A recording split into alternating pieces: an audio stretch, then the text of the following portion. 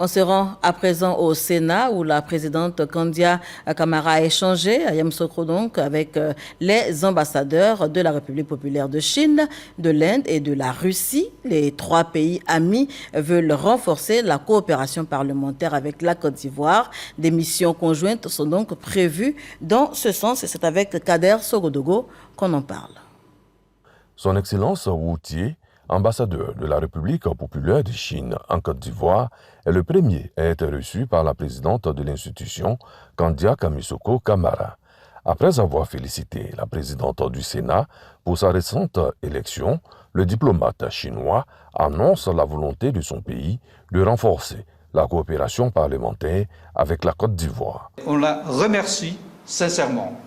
Et les relations, les échanges entre les organes législatifs fait partie importante des relations bilatérales entre nos deux pays.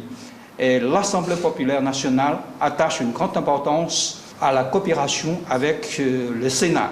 À la suite de la Chine, l'Inde, ce pays ami veut également donner une nouvelle dynamique à la coopération parlementaire. Nous avons donc parlé de renforcement de la coopération sur le plan parlementaire à travers la visite de son Excellence Madame la Présidente donc, en Inde, à son homologue et vice-versa, et également des programmes d'échange et de renforcement de capacité donc des membres du Sénat de la Côte d'Ivoire et également du personnel du Sénat en Inde.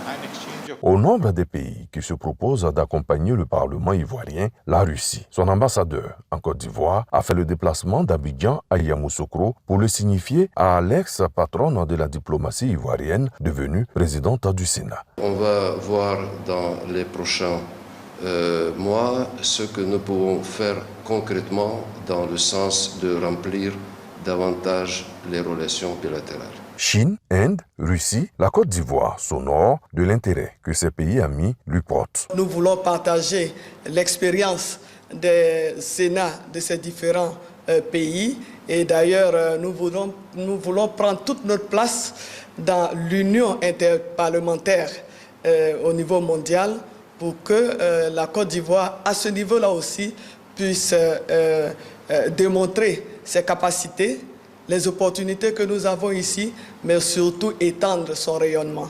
Avec chaque diplomate, comme le veut la tradition, il y a eu des échanges de présents.